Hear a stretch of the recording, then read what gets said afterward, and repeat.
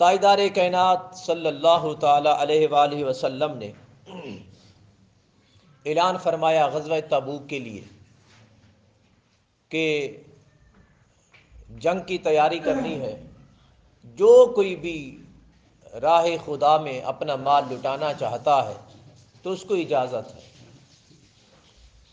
ان دنوں حضرت سیدنا فاروق اعظم رضی اللہ تعالیٰ عنہ کے پاس مال بہت زیادہ تھا۔ حضرت فاروق اعظم رضی اللہ تعالیٰ عنہ اپنے دل ہی دل میں کہنے لگے کہ ہمیشہ صدیق اکبر مجھ سے جیت جاتے ہیں، تمام معاملات میں ہمیشہ جیت جاتے ہیں، تو کیوں نہ ہو آج میں بہت ہی زیادہ حضور کی بارگاہ میں مال دے کر میں جیت جاؤں۔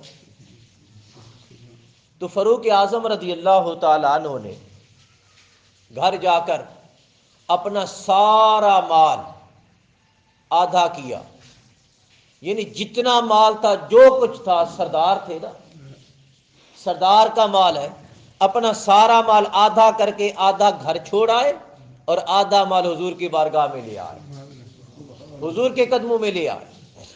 اب ان کا مقابلہ ہے کہ میں جیت جاؤں۔ کیا مقابلہ؟ وہی ہے نیکی کا، کہ میں جیت جاؤں نیکی میں۔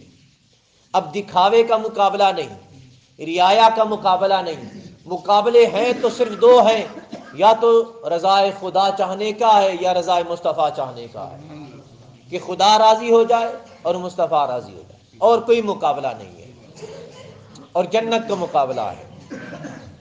فاروق اعظم جب آدھا مال حضور کی بارگاہ میں لے آئے،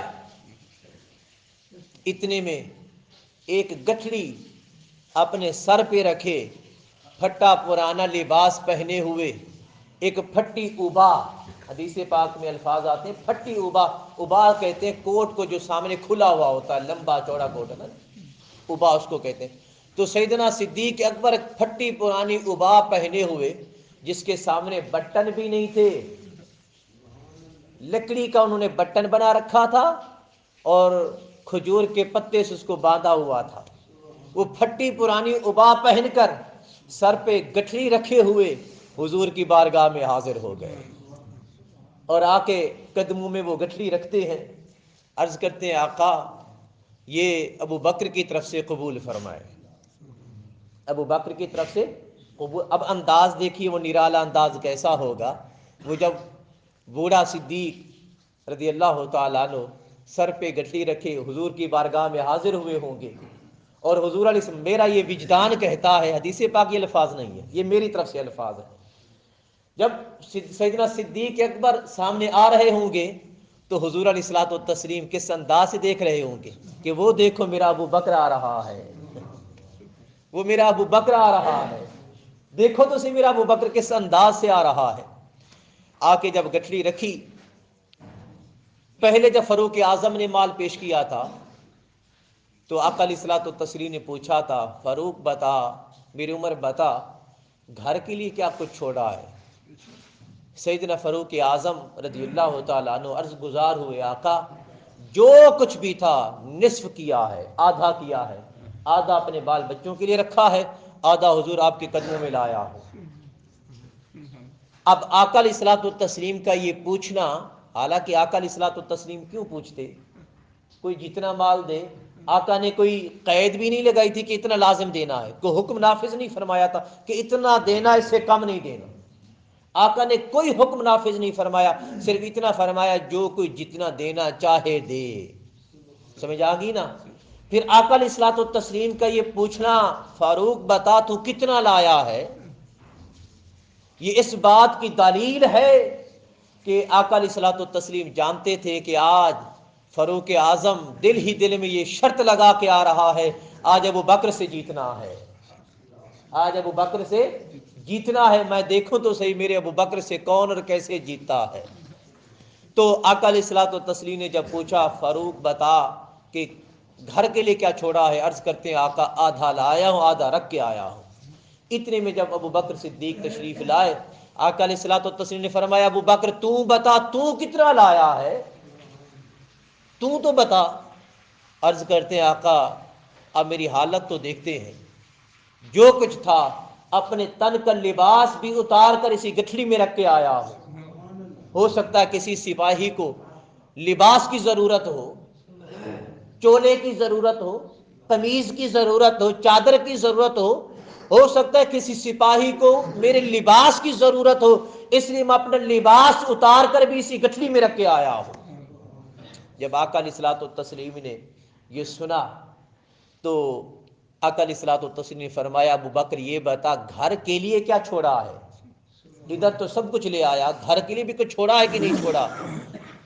حضرت سیدنا صدیق اکبر رضی اللہ تعالیٰ عنہ کی زبان مبارک سے الفاظ نکلتے آقا گھر کے لیے اللہ اور اللہ کا رسول چھوڑ کے آیا ہوں، گھر کے لیے اللہ اور اللہ کا رسول چھوڑ کے آیا ہوں۔ یارو یہ ہے مقام، یہ ہے حب مصطفیٰ، یہ ہے عشق مصطفیٰ، جس کو اللہ اور اللہ کا رسول ساری کائنات سے بڑھ کر لگے، ہر شے سے بڑھ کر لگے، وہ ہے صدیق اکبر، اس کو کہتے ہیں صدیق اکبر۔ سمجھ آ گئی نا؟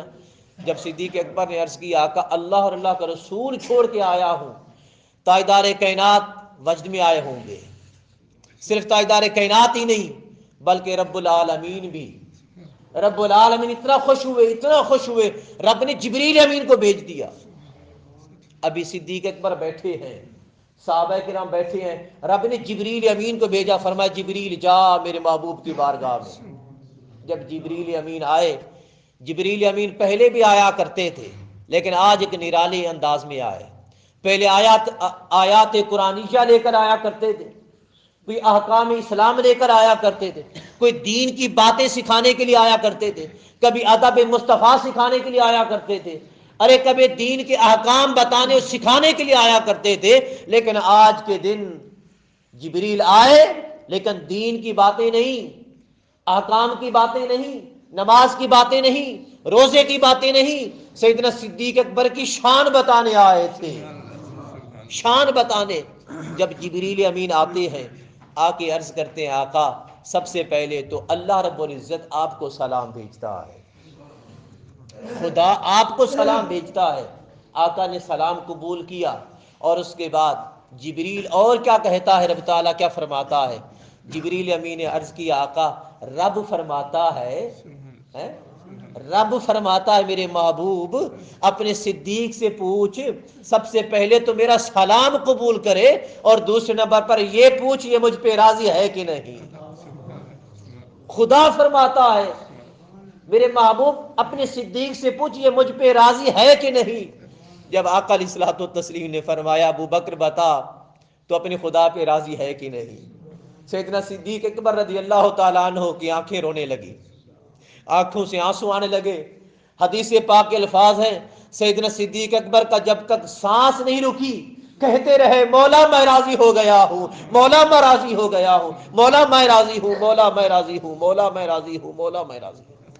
جب تک سانس ٹوٹی نہیں، سانس رکی نہیں، سانس ختم نہیں ہوئی، کہتے رہے مولا میں راضی ہوں، مولا میں راضی ہوں، مولا میں راضی ہوں۔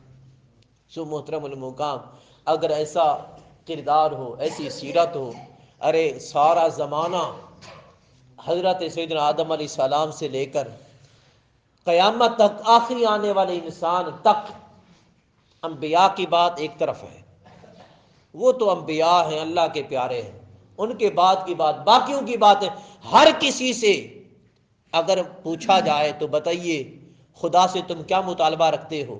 ہر ولی، ہر عابد، ہر متقی، ہر پرہیزگار، ہر زاہد، ہر ریاضت گار، ہر مجاہد، عبادت کرنے والا، ساجد سجدہ کرنے والا، نمازی نماز پڑھنے والا، قاری قرآن پڑھنے والا، کتابوں کی تلاوت کرنے والا، جب ساری عبادت کر لیتا ہے تو یہی کچھ عرض کرتا ہے مولا تو راضی ہو جا۔ یہی کچھ کہتا ہے کہ نہیں کہتا؟ مولا تو راضی ہو جا۔ لیکن سیدنا صدیق اکبر کی نرالی شان ہے، وہ مولا خود کہتا ہے ابو بکر تو بتا تو اپنے مولا پہ راضی ہوا ہے کہ نہیں ہوا۔ حضرت عبداللہ بن عمر رضی اللہ تعالیٰ عنہ فرماتے ہیں، یہ آخری روایت اور بڑی دلچسپ روایت ہے۔ حضور علیہ الصلوۃ والتسلیم مسجد نبوی میں داخل ہوئے، ایک طرف سیدنا صدیق اکبر ہیں اور دوسری طرف فاروق اعظم ہیں۔ آقا علیہ الصلوۃ والتسلیم نے ہاتھوں میں ہاتھ پکڑ رکھے تھے اپنے پیاروں کے، دایاں ہاتھ سیدنا صدیق اکبر کے ہاتھ میں ہے، جیسے بندہ چمبا بناتا ہے نا، ہاتھوں میں ہاتھ انگلیاں ڈال کر چلتا ہے نا، اس طرح دائیں طرف سیدنا صدیق اکبر اور بائیں طرف سیدنا فاروق اعظم ہیں.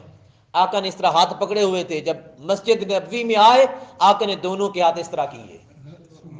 یہ آقا کا انداز تھا. آقا نے فرمایا لوگوں سنو، ہاکذا نبعث یوم القیامہ، اس قدر ہم جس طرح آج ہیں اسی طرح ہم کل قیامت کے دن اللہ کی بارگاہ میں حاضر ہوں گے. اسی طرح ہم حاضر ہوں گے، اسی طرح قیامت کے دن ہم اٹھائے جائیں گے. یعنی جس طرح آج ہیں ہم تینوں، اسی طرح قیامت کے دن بھی ساتھ ہوں گے، ساتھ ہوں گے. یارو یہ ساتھ ایسا ہے تا قیامت برقرار ہے اور قیامت کے دن بھی باقی ہوگا. سو دعا ہے کہ رب تعالی ہمیں ان لوگوں کے جیسی جو رب تعالی نے ان کو محبت عطا فرمائی تھی، اس محبت کا جو دریا تھا اس دریا میں سے ایک قطرہ ہمیں بھی عطا فرما دے.